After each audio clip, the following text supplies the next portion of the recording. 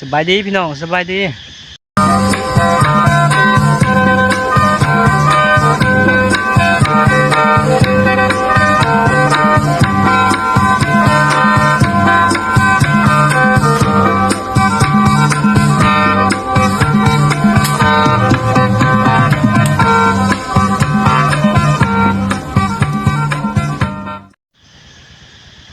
สบายดีพี่น้องสบายดีเกียมลุยขึ้นเข้าไปสู่สายห้วยบางเลียงสู่ห้วยบางเลียงกินคนเนาะหินที่ดูดคนกินคนเนาะสะพานโหดนับเกือบ200 ปีพี่น้องแต่สมัยยุคเก่าขี่รถสเล้งไปพี่น้องเส้นทางยากหลายพี่น้องเส้นทางลำบากหลายนี่คือห้วยหินบางเลียงกินคนนะพี่น้องเรื่องเราแต่สมัยแต่ดึกดำบรรพ์เส้นปู่ย่าตายายแต่ก่อนเนาะ300-400 ปีหลังประวัติและความเป็นมาห้วยหินบางเลียงจะมีหมู่บ้านพี่น้องนี่อยู่แคมหัว2บ่อนนี่หมู่บ้านติดกันเลยพี่น้องแต่ว่าเขาอพยพย้ายหนีไปอยู่ที่ฐานอื่นแล้วเพราะว่าลงมาอาบน้ำตอนแรงเลิกจากหัวจากสวนชาวบ้านตายวันละทีละคน2 คนเนาะเพราะห้วยหินมันกินคนพี่น้องมันดูดเนาะหินตัวนี้มันดูดพี่น้องบรรยากาศตอนเช้าพี่น้อง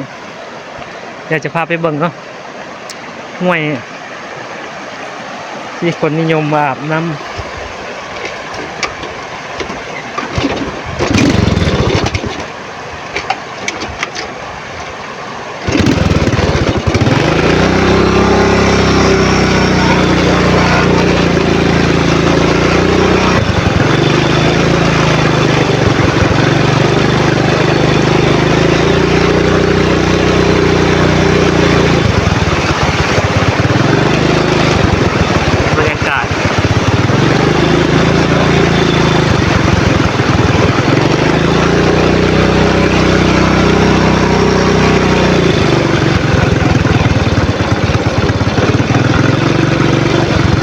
สะพานเนาะสะพานโหด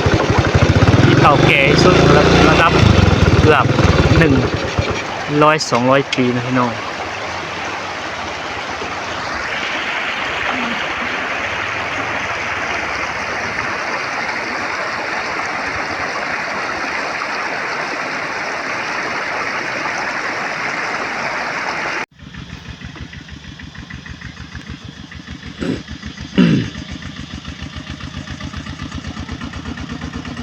แล้วก็เจ้า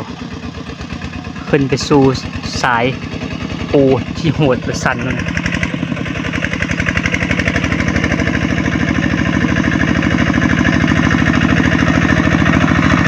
ญี่ปุ่น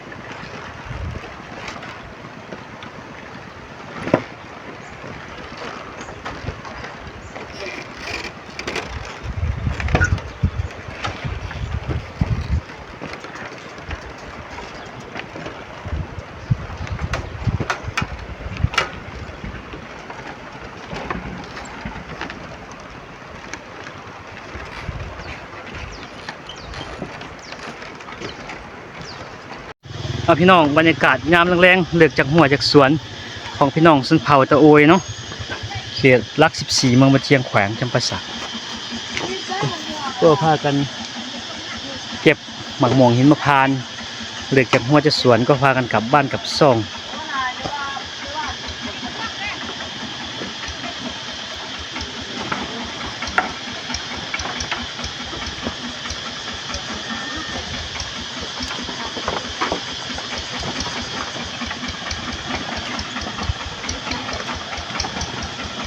ช่วยมาเด้อ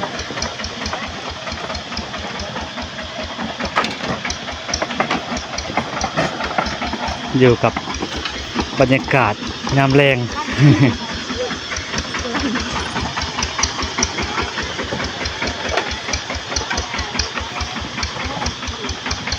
ถือว่ายากนะพี่น้องทางเนาะกำลังย่างข้ามขัวสะพานโหดที่สุดในเขตที่เล่าไต่พี่น้องเลือกจากหัวจากสวนยามแรงเนาะ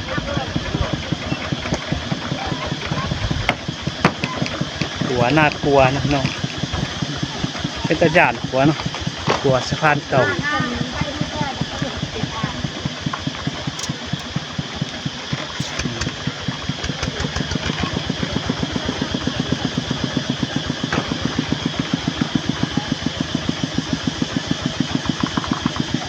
โหดที่สุดที่เคย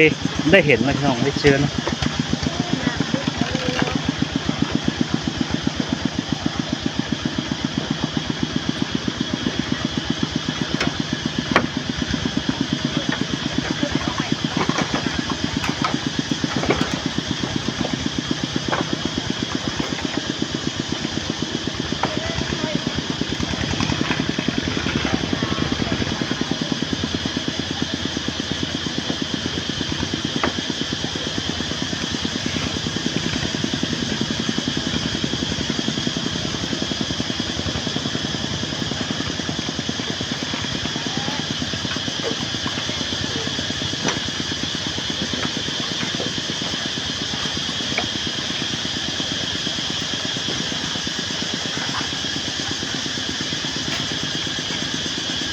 กำลังข้ามสะพานนะพี่น้องเนาะ